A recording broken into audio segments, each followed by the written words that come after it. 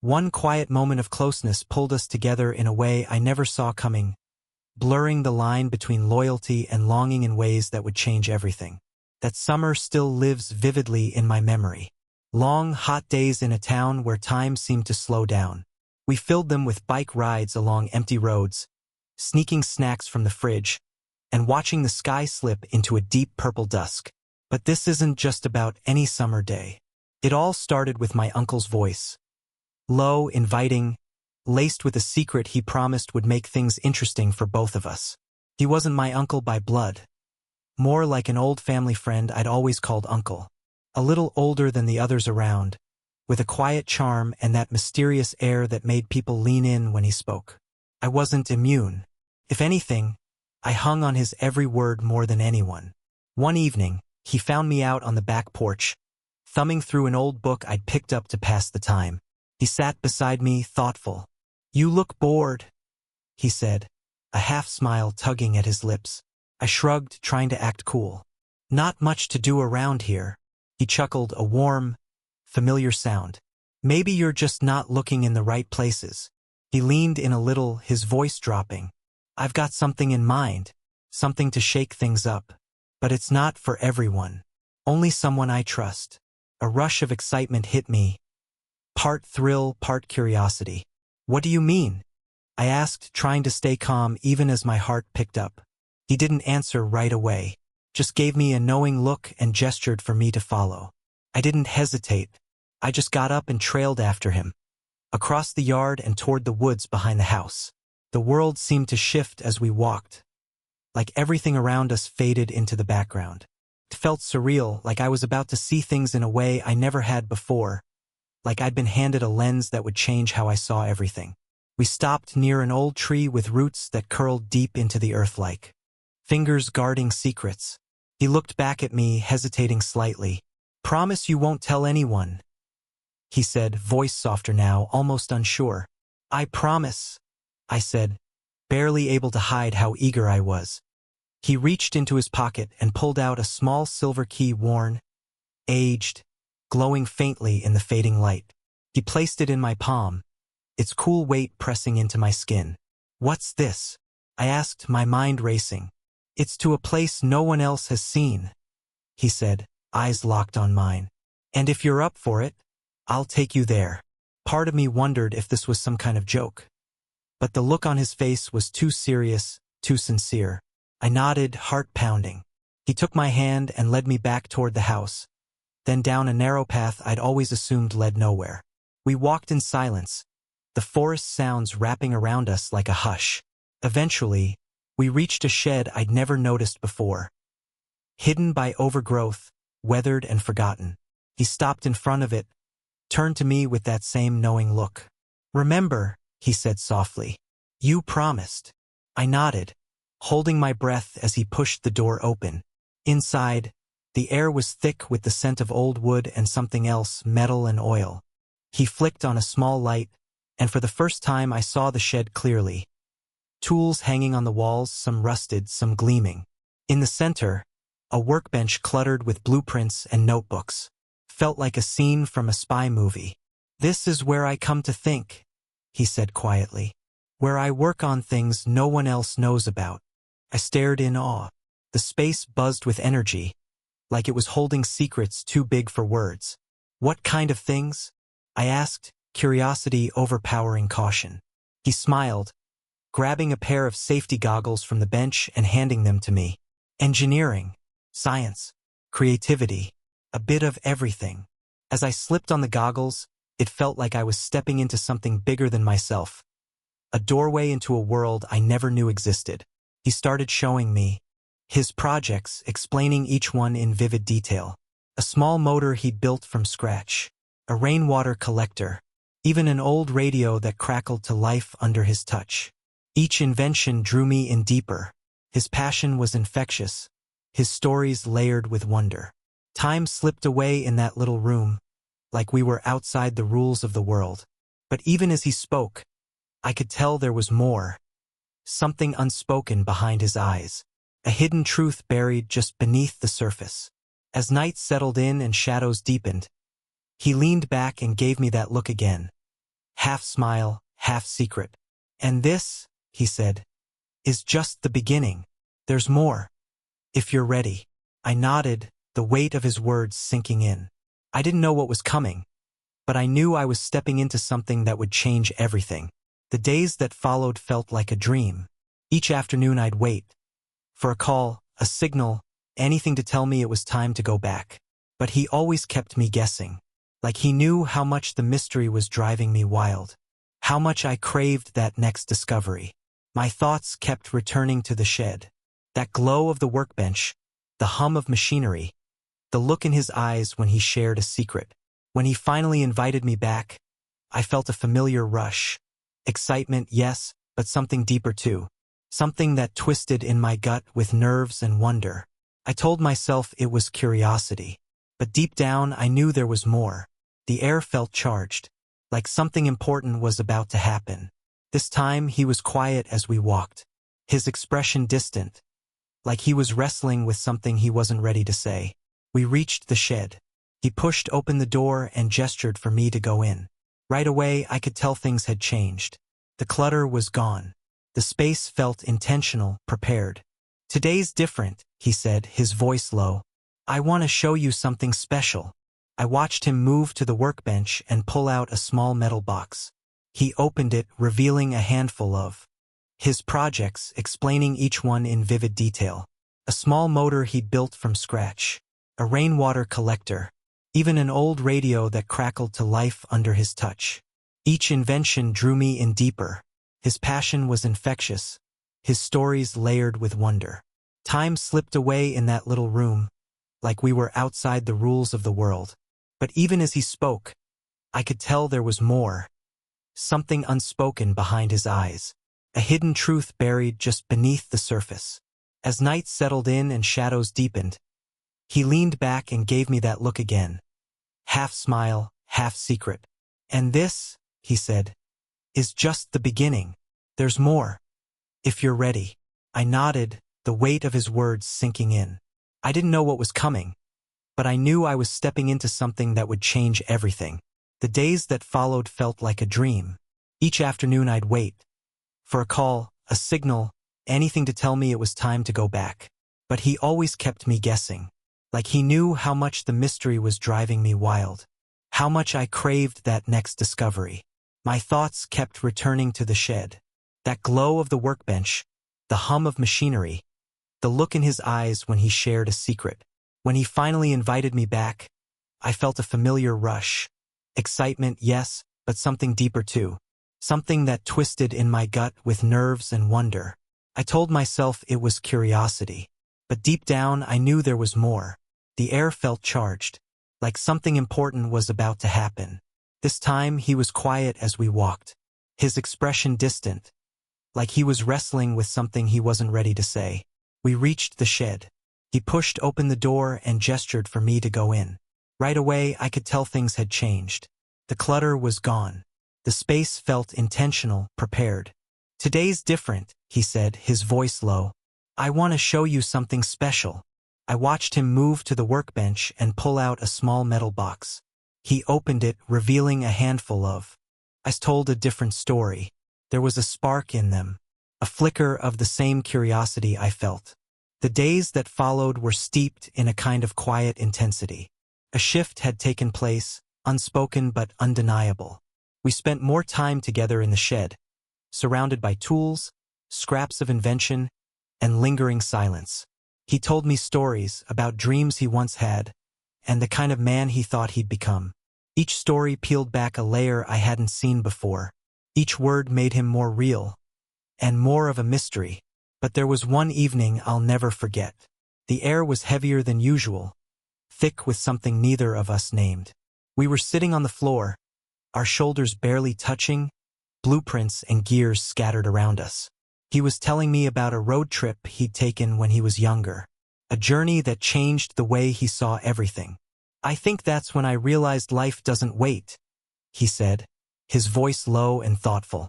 You either take risks, or you stand still, watching everything pass you by. His words landed hard. They echoed somewhere deep inside me. I didn't fully understand why, but I knew they were true.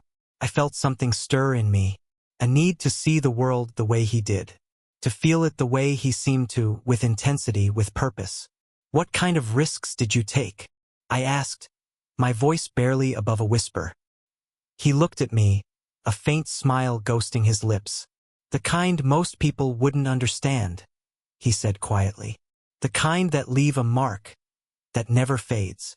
We sat there in silence, the weight of his words filling the space between us. My heart was racing, and I wasn't sure if it was fear, excitement, or something else entirely. It felt like I was standing at the edge of something vast. The threshold. Whatever it was we were stepping into, it was real, and it was changing us. As the next few days passed, the tension between us only grew. Every glance, every silence stretched longer. Every word carried a weight it hadn't before. Then one evening he seemed different, quiet, distant, lost in his own thoughts. I watched him carefully, worry tugging at me. But underneath it was something else. Something dangerously close to longing. He turned to me, his eyes unreadable. For a second, I thought he was about to say something. But then he shook his head, as if changing his mind, and stood. "Come on," he said, motioning for me to follow. We walked back to the house in silence.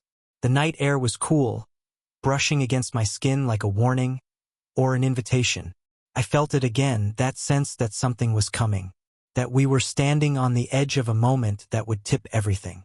Just as we reached the back porch, he paused. He turned to face me, his expression serious. Eyes locked onto mine. "Remember what I said about risks?" he asked, voice quiet. I nodded, my heart pounding too hard for words. He held my gaze for a long moment, like he was trying to decide whether to say the next thing. Then, softly, "Sometimes the biggest risk is letting yourself feel something you don't fully understand." His words hit me like a wave, slow, strong, impossible to ignore. And then he turned and walked inside, leaving me standing there on the porch, breathless, my mind spinning, my chest tight with something I didn't have a name for. From that moment on, everything felt different. The days that followed were thick with silence and meaning. Every word between us laced with things left unsaid. Every shared look a question neither of us dared to answer. But the feeling, that pull, only grew stronger. One late afternoon, he suggested we take a drive, somewhere off the usual roads. I didn't ask questions. I just got in the car. We drove in near silence, the wind weaving through the open windows, the sky starting to burn with evening light. Shadows stretched across the road as we left the familiar behind. Eventually, he turned onto a narrow, hidden path. It twisted through the trees before opening up to a quiet overlook. Secluded and untouched, we stepped out of the car. The cool breeze swept over us, and we just stood there, looking out at the valley below. The sun hung low, casting everything in gold. And in that stillness, something shifted again. He glanced at me, that same small smile on his lips, and suddenly the silence between us felt too loud, too full. I reached out, hesitant, unsure, and brushed my hand against his. He didn't pull away. He looked down at our hands, something unreadable passing through his expression. The warmth of his skin met mine, and it felt like something real, something solid in a world that had started to feel unreal. My thoughts blurred, rushing too fast, but I pushed them aside, grounding myself in the moment, in the way his touch steadied me. He turned toward me, his face unreadable. We stood there, quiet and still, the world holding its breath. Then, slowly, almost imperceptibly, he leaned in. His eyes searched mine. I held my breath, caught in the space between fear and longing. The air pulsed with something neither of us dared to name. And then, it left me breathless. And then, without a word, he closed the space between us, his lips brushing against mine in a kiss that was soft, tentative, like he was testing the waters, exploring the edges of something new and uncertain. It was brief, just a flicker, but it felt impossibly long, like time bent around it. When he pulled back, his face held a mixture of emotions I couldn't quite name. We looked at each other in the stillness, the weight of what had just happened sinking in between heartbeats. "I shouldn't have," he said quietly, almost a whisper. but I shook my head before he could say more. "It's okay," I said, my voice steady, even though my heart was pounding. "I wanted it too." He seemed to relax, a small, hesitant smile tugging at the corners of his mouth, and I felt a surge of relief, like we'd crossed a line but somehow ended up on the same side. The tension that had been building for weeks finally broke, replaced by something quieter, something gentler, something that felt both unfamiliar and strangely right. We sat there in the fading light, a silence settling between us that no longer felt heavy. Our breathing slowed, sinking in rhythm. And for the first time, the quiet felt like comfort instead of hesitation. Time seemed to stop. The outside world disappeared. It was just us, two people suspended in a fragile, tender moment that felt like it belonged to another life. As the last light faded beyond the horizon, he reached for my hand. His touch was gentle but certain, a silent promise that whatever this was, it was real. And in that moment I knew I wanted this. I was ready to follow it wherever it might lead. But peace doesn't last forever. As we drove back, the quiet turned heavier. The weight of what had happened pressed down, equal parts joy and doubt. I couldn't stop wondering what came next, what this meant. In the days that followed, we tried to pretend nothing had changed. But everything had. Every glance felt loaded. Every casual touch sparked with memory. That kiss, the memory of it, lingered in the air like smoke. He looked at me differently now, and I knew he saw the same shift in me, a mix of longing and restraint, of wanting and not knowing how to want out loud. One evening, while we were in the shed working quietly side by side, he paused, then turned to me.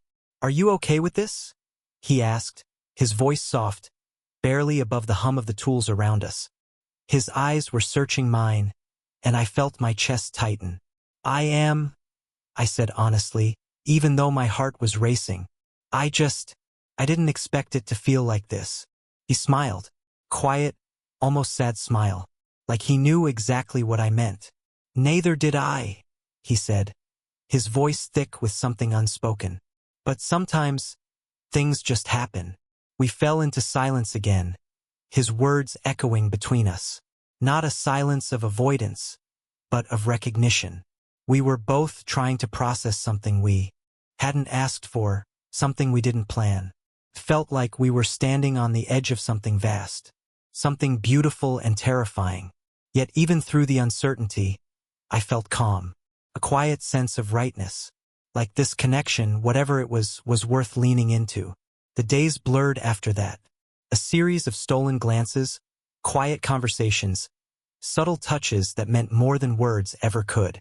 We moved carefully, always aware, always on edge, but never turning away. Felt like we were living in a secret world, one that belonged only to us. One afternoon, we sat by the lake, sunlight dancing across the surface of the water. He reached for my hand, his grip soft, certain. I looked at him, a question in my eyes, but he just smiled. And that was all I needed. That smile said it all. In that moment, I felt clarity. I didn't know what the future held, but I knew I wanted this. I wanted him. I wanted to believe this could last. The fear faded, replaced by something steady. We were in this together, and that was enough. We'd crossed a line, but instead of feeling lost, I felt found. Each day brought new layers, little moments of discovery, laughs, confessions, stories. Every shared glance deepened the bond, every touch more meaningful than the last. But even as we grew closer, a quiet worry lingered, a question we both felt but never voiced. How long could this last? One evening, he asked if we could go for a walk. Something about the way he said it felt different.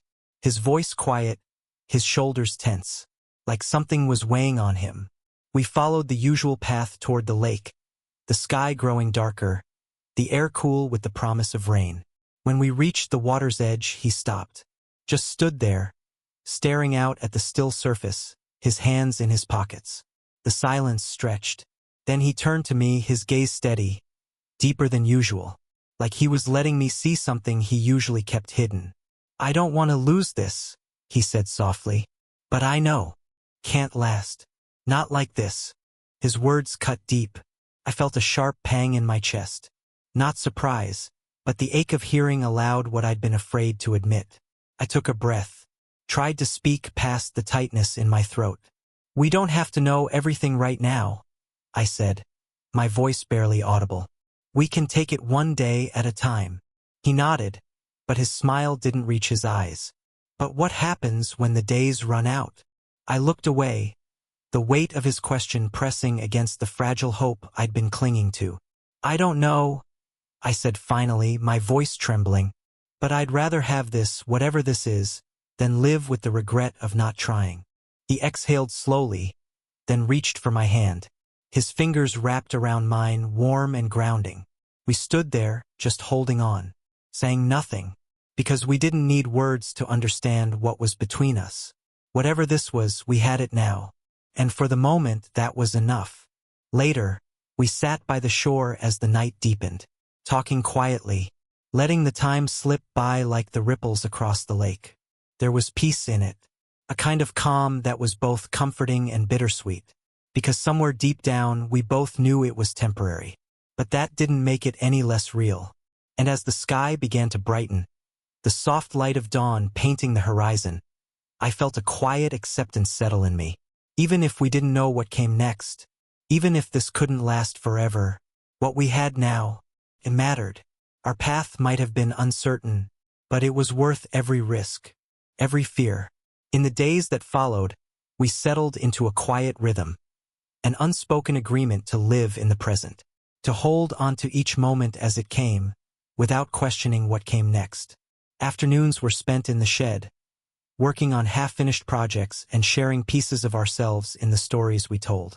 It was simple, honest, as if we'd carved out our own little world, one untouched by the noise outside. There, nothing else mattered. We could just be free from expectations, free from fear. But even as we held onto that space, I could feel the edges starting to fray. The outside world was creeping back in, slowly, unstoppably. Reality doesn't wait. There were moments I'd catch him watching me, a faraway look in his eyes, like he already knew how temporary this was, like he could feel the pull of a life waiting just beyond reach.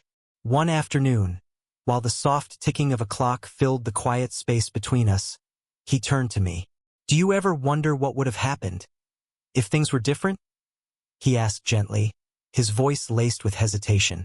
I felt that question settle deep inside me, painful and hopeful at the same time. "Sometimes," I said softly, barely above a whisper, "but I try not to think about it too much. I'd rather just be here, with you, right now." He nodded, his smile tinged with longing. "Me too." His eyes drifted to the window, like he was searching for something he couldn't quite find. "But it's hard, isn't it? Knowing that no matter how much we want something, there are things we just can't change." I reached out and placed my hand over his, warm, solid, steady. The beat of his pulse against my palm was grounding, real. That small gesture said everything. Even if we didn't have forever, what we had now mattered. And that was enough. In that moment, I felt peace settle over me. Not because I had answers, but because I knew I'd never forget this. No matter how life changed, I'd carry this time with me, a memory stitched into the fabric of who I was. The next morning, we sat on the porch drinking coffee, watching the world stir awake. Birds in the trees, the breeze rustling through leaves. It was simple, and it was beautiful. I felt grateful, anchored in the kind of quiet joy that comes from being fully present with someone who truly sees you. But as the day wore on, the air changed. Something subtle, tension, like the world itself was holding its breath. I looked over at him and saw it in his eyes, the same realization reflected back at me, that our time was slipping away. Each day after that, a little more distance crept in. Words were fewer, touches briefer, the space between us filled with unspoken goodbyes. We didn't talk about it. We didn't need to. We both knew what we had was real, but it wasn't built to last. Even so, I found peace in it, not in holding on, but in knowing it had existed at all, that I'd been lucky enough to experience something so rare, even if only for a moment. When the end came, it wasn't dramatic. There were no promises, no declarations, just a quiet parting, a soft ache. I watched him walk away, the empty space he left behind echoing in the stillness. And yet, I didn't feel empty. Yes, there was grief, a quiet ache that wrapped itself around my ribs. But there was also gratitude, deep, overwhelming gratitude, because I'd felt something, truly felt it. In the end, our story became a collection of moments. No grand gestures, no need for explanation. Just a thread of connection woven gently through time. As I looked out across the horizon that evening, the colors of the sky fading from gold to blue, I felt something settle inside me. Not regret, not sorrow, but a quiet, contented knowing that we had touched something real, that we had loved, however briefly, and that would always be enough.